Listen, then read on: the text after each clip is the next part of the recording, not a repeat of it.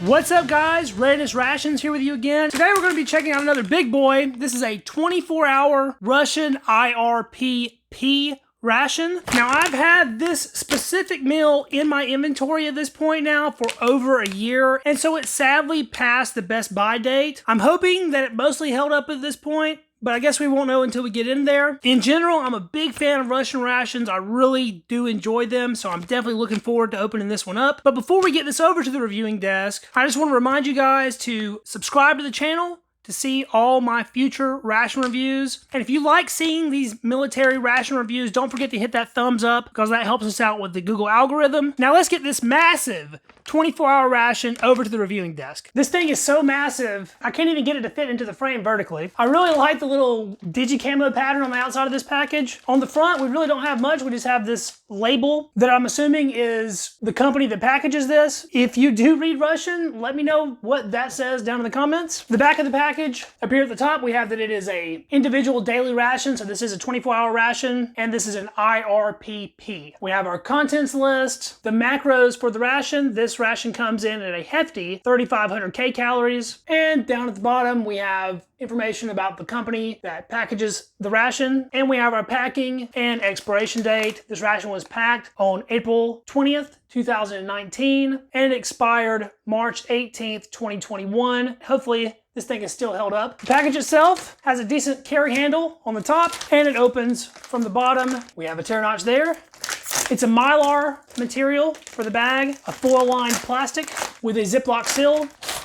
There's our internal box. We have a little bit of oil seepage here. It's a little bit rancid smelling in my opinion. There's some more spots of oil staining on the inside there. So right on top, we have an excellent Russian apple jam. This is one of my favorite Russian ration items. 3 sort of odd, kind of oil-drenched, almost translucent 20-gram sugar packs. The Russian rats always load us up with sugar. A 3-pack of water purification tablets, a Esbit-style stove, and heating tabs with sort of a chocolatey stain on the corner there. 3 thin napkins, 3 moist towelettes, a pack of windproof, waterproof matches with a striker, 2 tea bags, an instant coffee, some kind of drink mix. Translator was having a very hard time with the shiny package. A multivitamin tablet, a salt pack, a pack of black pepper, a package of dried milk powder, 4 packages of crackers, a 100-gram soft can of pate, a 100-gram pull ring tin of beans and tomato sauce. I think this is our culprit for what was causing those oil stains and that chocolatey residue. Yeah, the edge on this is kind of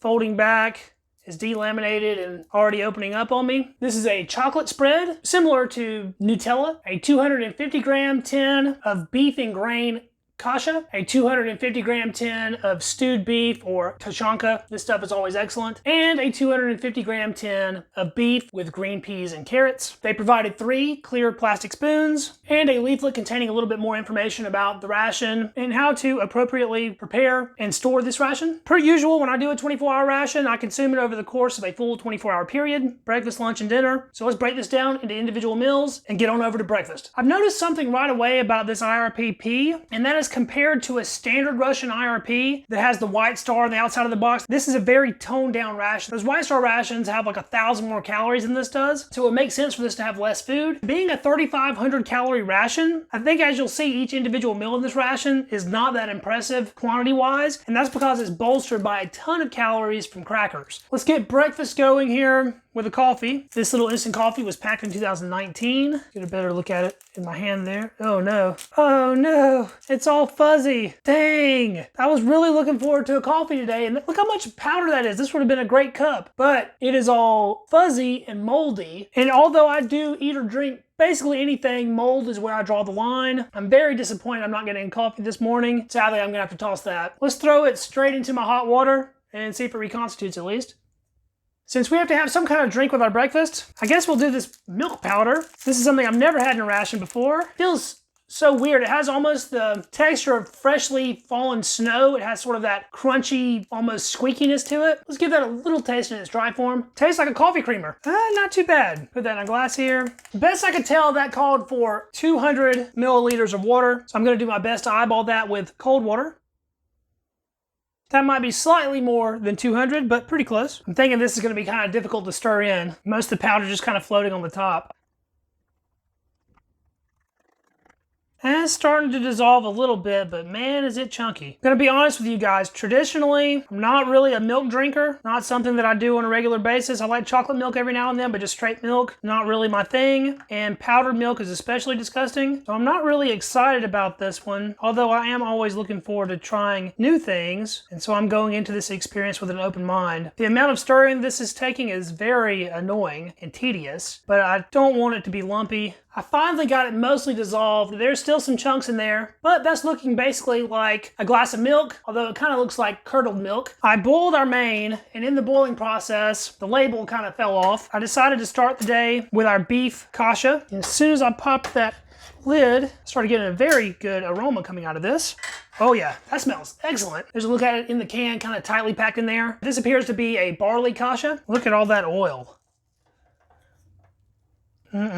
Oh man, that smells good. That's something I'll never get tired of, is these kashas and Russian rations. And look at that portion size. Basically perfectly filled that compartment of the tray up. Let's get in close to this and see what we can see. So there's no real flecks of spices or anything that are visible. There's a little oil slick in the bottom, but not too egregious. Meat-wise, kind of have a little bit sort of stewed beef. Now that's a nice big chunk there, but that is rare. Most of the pieces are much smaller, about like that, and they're kind of evenly distributed throughout. There is a weird piece of gelatinous tissue, whether that be fat or some kind of connective tissue, I'm not quite sure. And we have our grains, which is sort of a large grain pearled barley. I can't stress how good this is smelling to me though. Hearty and delicious, aroma-wise anyway. Let's get a big heaping spoonful and see if the taste holds up to the smell. Oh heck yeah. That barley is almost creamy in the mouth. Everything has this nice even oiliness to it in a very pleasant way. You can't really pick up on the meat when you take it in a big spoonful like that. So let's try a piece of the meat all by its lonesome. Now that's nice. Salty, natural, deep, beefy flavor. There's not too many seasonings going on in this. Besides salt and just the food itself, I don't really taste much more going on. That is a great way to start the day though. I believe you can benefit from a little bit of black pepper. Oh yeah. I still have about half of that pack left over for later in the day. Let's try it with our black pepper. That made just the slightest difference. I'm a big black pepper fan, so I'll eat it on pretty much anything. This is just creamy and the epitome of the word hearty. Now this is something I have not run into in any ration before ever, and that is a hair.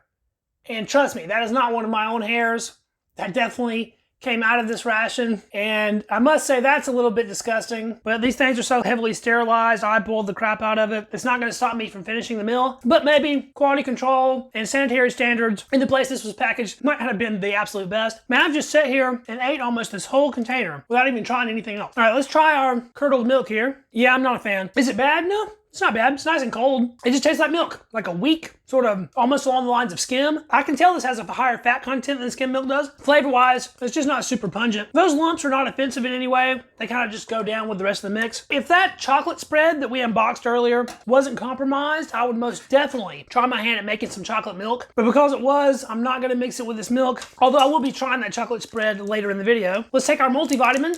Certainly don't want to miss out on that, whatever this contains. Here's a look at it there. Sort of a medium-sized vitamin tablet, and I think we'll wash that down with a little bit of our lumpy milk. I'll report back if there was any ill effects from that, but I think it'll be all right. This ration is past the best by date, which means I don't have high hopes for these crackers. They smell a little stale, but the ration consists of mostly crackers, so I'm going to be forced to eat them. Oh yeah, right away, it has an almost rancid oil smell. This is most certainly a stale cracker. Let's give it a snap. Still kind of snappy. There's a look at the inside, sort of little air pockets. These Russian crackers are usually pretty dense. Oh yeah, that is really bad. I've had worse things. I've eaten things that have been rancid for like 30 years. This has probably only been rancid for like a year. So it's still edible, but it is nowhere near palatable. It still has a decent crunch. Let's scoop a little bit of kasha with it. The kasha covers up the rancid oil taste a little bit. So that actually helped out. Guess I'll go in for one more of those. And why not another one? When fresh, these crackers are actually pretty good, but they go bad so fast. Everything else in this ration, besides the coffee and maybe the chocolate, will probably be fine to consume. And these aren't gonna hurt you. They just don't taste good anymore because they put it in the most thin, terrible packaging. If they did just a little bit more, those would probably still hold up. Let's open up our apple jelly. Man, I love this stuff. I think it would only be fitting if I open that with my Automat Kalashnikov 74 by Boker. That knife has a lightsaber edge on it. All right, let's put some of our really dark apple jam on this cracker here. Let's give that a smell. It still smells pretty good. The rancid smell of the cracker kind of overtakes the jam. See how that tastes.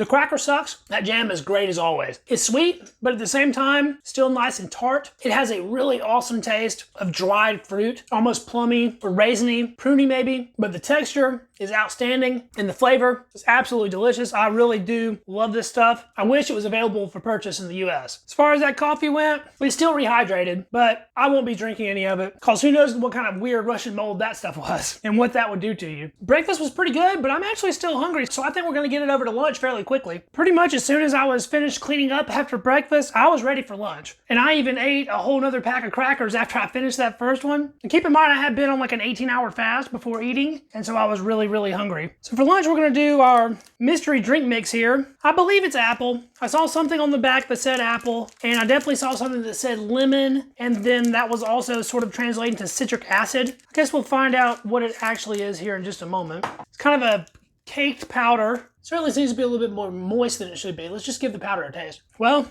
doesn't taste like any apple I've ever had. It's not bad. It's not lemony. It is a little bit tart. I smells like it from that citric acid. Boy, this stuff is chunky. I think this just goes to show you that if you get one of these Russian rations in, go ahead and eat that thing pretty quickly. They do not have the best shelf life. Certainly nothing comparable to a US military ration. So it's kind of a hard block in the bottom there. This calls for 200 to 220 milliliters of water. Again, I'm using cold water for this. And about half this glass is 200 mils. It certainly looks like some kind of lemon drink, but in smell, it does not have any kind of citrus tones I can pick up on. It smells more floral than anything. Kind of odd for a drink mix. We got it mostly dissolved. We'll give it another stir before trying it. This pate is the first pate I've run across that I couldn't really figure out exactly what it is. The translator's doing a very bad job on this. It was saying that it was liver pate. It was saying that it was cheese pate. It was saying that it was plum pate. And it even said it was apple pate. I think the only way I'm actually going to be able to find out what kind of pate this is to open it up. Our tab seems to be hidden under the label. Sort of a dull look to it. Doesn't really smell good. It almost smells cheesy. That's quite odd. Let's see if we can plop this whole thing out. And there it is. Whatever that is in the bottom definitely doesn't look good. It's very soft and creamy. That's good at least. Yeah, it certainly looks like a standard like liver type pate. Couple different color tones going on. The inside's more of a pink livery color while the outside's a little bit more darkened, maybe kind of oxidized. Seems very smooth. Now that I'm broken into the inside, I am getting a little bit of that irony liver kind of smell. So I think we're just dealing with a liver pate, probably pork liver, and let's give that a taste. Yep, that's exactly what it is. Creamy. That's not too bad. I'm not really looking forward to trying it with more of these crackers. Most people would not eat these crackers at all because they do not taste good. They are definitely stale and rancidy tasting. Yeah, not good at all. But I spent my hard-earned money on this ration, and you best believe I'm going to eat every last bit of it without wasting anything. So I loaded that one down with a little bit of the pate, and let's see how it tastes on a cracker. I like the crunch of the cracker, but that's about the only thing about it I like. It does help to cover up a little bit of that iron flavor. I would almost pick iron flavor over rancid fat flavor. Pretty good. I mean, you definitely have to be a pate fan to like that pate because it has a fairly strong liver flavor, but it's pretty good. Has a little bit of a greasy oiliness, kind of residue left over in my mouth. So it's probably fairly high in fat. Well, let's open our main up for lunch. We're going to do our peas and carrots and beef. This can is very hot because I was just boiling it. And great, our tab pulled off. Let's see if we can't pry that open with a Fred. This is from an Australian ration, field ration eating device. It's looking like it's gonna do the job too. We're very international on this channel. Now that the Fred got us started, I can probably do the rest by hand, hopefully without cutting myself. Hey, well that's not looking too bad. Certainly some oily grease going on with this one, like in breakfast. Kind of spoon that out. Well heated it looks like. Now the smell coming off of this is straight peas. I love green peas. I know a lot of people hate on them. I've always been a fan. The carrots are very interesting, like sort of little shredded carrot. And the beef chunks are very similar to the stewed beef that was mixed in our kasha. There's not really that much compared to the amount of vegetable that's in this, but there are several larger chunks. I don't see anything in the way of spices. I do see a flake of what looks like onion or two. Let's go in for a spoonful. Got a little bit of meat, a little bit of peas, and a little bit of carrots. And that is about as basic as you're gonna get in any kind of food. Simple, meat and vegetables stewed. I don't like this as much as I like the kasha, but this is still very pleasing. The peas are very soft and mushy. The carrots are such small pieces, and they're so soft after being canned and everything, that they just kind of disappear. Let's try out a larger piece of stewed beef here. That was really good. Not overly salty. This isn't super, super greasy. The juice that it's packed with seems to be mainly just cooking liquid. I think this probably needs the rest of our black pepper. It still doesn't need any salt. There's a decently high sodium content to this already. There's a lot on that bite. The pepper definitely wakes it up just a little bit. Is this some kind of amazing delicacy or anything? Absolutely not. This is very simple, almost slightly bland, totally not impressive, but palatable, easy to consume for basically anybody, unless you have an aversion to meat. And it just has this sort of down-home heartiness that I've come to expect with Russian rations. This combined with the breakfast in my stomach has got me feeling very, very full. One more quick stir on the drink, and let's finally give our mystery drink a taste. It's a little bit tart, super, super sweet, and despite my best efforts, I still couldn't tell you what flavor this thing is. It's just kind of a generic, flowery, sweet flavor. It's not bad. I just don't know what it is. One last little swig of that. Lunch was quick and easy. Let's go ahead and finish this day out with our dinner. And it's finally dinner time with our Russian IRP-P. The last main can we have there is our can of stewed beef or tushonka. I think I will be using the included stove and heating tabs for this one. This paper is thoroughly soaked with oil from that busted open package of chocolate spread. These stoves are very easy to get going. The little tabs are the feet, and we bend those down. And the larger pointing tabs are the top part, and we bend those up to make a base for the can to rest on. See if we can get one of these included heating tabs going. They included a brand new 6-pack of matches in this ration. I have this older pack of Russian matches that I've been working my way through, and I have 3 left, so I figured I'll use this as my match. They are essentially the same thing. These matches truly are excellent, windproof and waterproof, and we'll try out that striker. That lit up right away. I like to come in on the side of these fuel tabs. I figure that usually gives me the best chance of it actually lighting, and it looks like that one is thoroughly lit. It doesn't get much easier than lighting a fuel tab with one of these Russian matches. They really are awesome. Pop the cap on our tushonka. Hopefully the ring pull doesn't fail us this time. There's a look at our stewed meat. There is some fat stuck to the top. It definitely has a lot of fat and oil in it, and it's a little bit jiggly from some gelatin in it. Let's see how that fuel tab does. Stick the can right on top. Hopefully the label doesn't catch on fire. The only drink left in the ration is tea. So I have some super hot water here. Let's take a look at this tea bag. Pretty standard stuff. Appears to be just black tea. I'm gonna add that to our water. That's going to work right away. Before I get into any eating, we'll check out one of our moist towelettes. That is barely wet, but it's a very strong material. It's just slightly moist. One of the more dry wet wipes I've run across with virtually no scent. The main's starting to bubble a little bit, and boy, does that fuel tab have a powerful aroma, sort of fishy smelling in nature. Let's take a look at our beans and tomato sauce.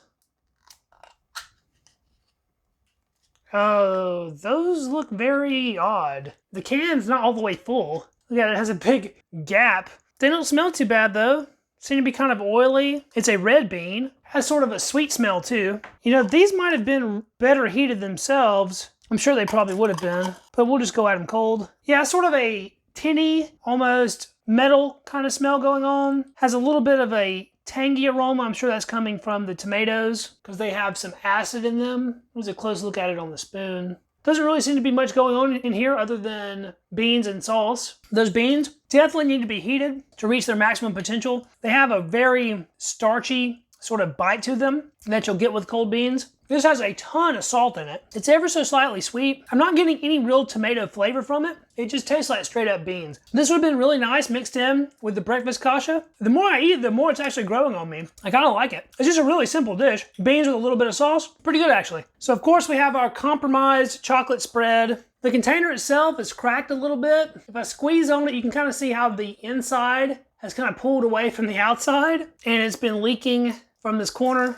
Yeah, it's looking very dried out. Let's give it a big smell. It still smells real nice and sweet. Maybe just a little bit rancidy, but in a very mild way. Even though this was open, I don't think there's anything in chocolate, especially a chocolate spread like this, that would be dangerous to consume. So let's go in for a bite. Texture on the inside still seems to be very creamy and loose, very much like a Nutella. It's still okay. And it tastes like Nutella. It tastes like a very cheap Nutella. The cocoa spread they're using in this, you can tell, is not the highest quality. It's easily spreadable, it's sweet and chocolatey, doesn't have any weird gritty pieces in it or anything like I've experienced in the past. Now that I'm getting into it, I'm actually regretting not attempting to make chocolate milk because I think it probably would have worked out. Yeah, that stuff is good. I do have one pack of crackers left, and these smell just as rancid as all the others, unfortunately. I'll throw one there in our meat juice to reconstitute a little bit. I suppose I will try a little bit of chocolate on a cracker, even though it's a pretty gross cracker. That spread is completely overshadowed by the cracker flavor. My recommendation, if you're not trying to mix that with the milk, just eat it straight off your spoon. I think the tea's had plenty of time to steep. It's still super hot. Without being sweetened, it's very mild. Not really bitter, but I do still have some lingering chocolate in my mouth, so that might have killed the bitterness. I think I will add some of our sugar to this. I mean, they gave us 60 grams of sugar. I should probably use some of it. This Russian sugar is always a really large granule, more of a natural kind of sugar. It's actually pretty good stuff. And I used a healthy amount in our tea here. And since that tea is still screaming hot, that sugar dissolved virtually instantly. Let's skim this meat-soaked cracker off top. We'll give this a try while that finishes off heating. See if it softened up enough to cut with a spoon. Oh, and it did. It has a much more gummy, bready consistency to it now that it's soaked in that hot meat juice. You know, all the crunchiness is gone. It's not really soggy yet. It's exactly as it cut, very gummy and bready almost. Those boiling meat juices did cut down a little bit on that off flavor of the old crackers. So if you were stuck in a situation where you had to eat this, that'd be a good way to do it. Probably eat my meat. I'd probably eat the meat and then just like crunch the crackers up and throw them in the juice and let them absorb the juice and eat it sort of like a porridge. Come to think of it, we might actually try that out in this video. And just to say we did it, let's try a little bit of our bean mixture on a cracker here. Beans and crackers. Not too bad. More than anything else, those beans help to cover up the stale cracker, so I'm not complaining there. All right, I think this meat's been on there long enough to be heated. Let's attempt to pull some of it out without harming myself. That's a decently sized piece of stewed beef. A couple more smaller pieces in the bottom there. Look at all that cooking liquid. So I think we're gonna make a little bit of a porridge. Crush up some crackers. These crackers are so hard and dense and stale, they're kind of difficult to crumble up. They don't just turn to dust like a US MRE cracker does. All right, so I put 3 whole crackers in there. I'm actually gonna throw another fuel tab down to really let this do some serious cooking. So let's say 3.5 crackers should probably be enough. And I think any cracker stew would probably benefit from a good spoonful of beans. They're already starting to plump up where they're absorbing all that liquid. And we'll just let that cook while we're trying our meat out. So let's get in close on this roast. You can see there's a lot of meat in here. There's definitely some fatty tissue as well. And my spoon just broke, of course. Good thing they gave us more than one. Maybe this spoon won't break. So this is a nice, decent sized piece of beef roast. Sort of stringy and slow cooked. Feels like it's very soft even though it broke a spoon. Let's get a big bite of that. That's looking pretty good to me. See how it tastes. This stuff is always excellent. Sometimes this Tushanka will have a distinct bay leaf flavor. I'm not really getting that on this one. This one is mainly seasoned with salt, and that's about it. It's very soft and tender, juicy from all that fat it was sitting in. It definitely has its fair share of connective tissues. I think our stew has had enough time to do what it's gonna do. And there we have it. My own little creation, hastily thrown together. Russian cracker and bean stew. I mean, it doesn't look all that bad, right? That's the best iteration of stale cracker I've had today. Even with the help of the beans and the meat juice and the heat, it still tastes a lot like stale cracker. It's very hot though. I could see if you were out on a cold Russian night, this might not be such a bad idea. It would heat you right up. Not bad for our little candlelit Russian dinner we're having here. But we'll try a little bit of meat with our cracker mush stew. The meat even makes it that much better. Then we'll do just meat and cold beans. See how that is together. Flavor-wise, that was a better combination than the stew. But just because these crackers are past their best, I'm sure if you did this same thing with a fresh pack of crackers, it'd probably be really nice. Wash that down with a sip of our sweetened tea, and that is all the difference in the world. Ooh, sweet tea is good. Oh yeah, I like that. Once that sugar's added to it, it is devoid of bitterness. Just a very nice, clean tasting black tea. Well, I guess I'll finish the rest of this meal up off cam. That has been the review on the Russian IRP-P. This same outside bag Comes in several different menus, including a vegetarian menu, so make sure that you pay attention to what you're getting if you decide to get one of these yourself. As far as Russian rations goes, this is the most disappointing one I've ran into so far. Usually I'm a super huge fan of Russian rations. They're some of my favorites, especially the legit Russian Military White Star ration. That one is always very good. Part of this I did to myself because it's older than it should be. I should have eaten this probably last year and it would have been a lot better. But for the size of the ration and the weight, it really didn't have all that much food. Fully consumed, it comes in at 3,500 calories, which is a lot of calories, but a huge chunk of that is crackers. And to be completely honest, no one wants half their diet to be crackers. Will it feed you? Yes. Is it good? Yes, good. Is it great? Nah, it's not great. Thanks for watching, guys. I truly appreciate it. I know this was a long video, so if you stuck around to this point, thank you extra. If you liked this video, don't forget to hit that thumbs up. That helps us out with the Google algorithm and getting the video out to other viewers. Let me know what you thought about the video down in the comments. Have you tried this particular ration before, and what did you think about it? Would you try a Russian ration, or are they a bit too sketchy for you, seeing as how the quality control is a little bit wonky? Don't forget to subscribe to the channel for future videos, and I will catch you guys in the next video. See you then. Peace.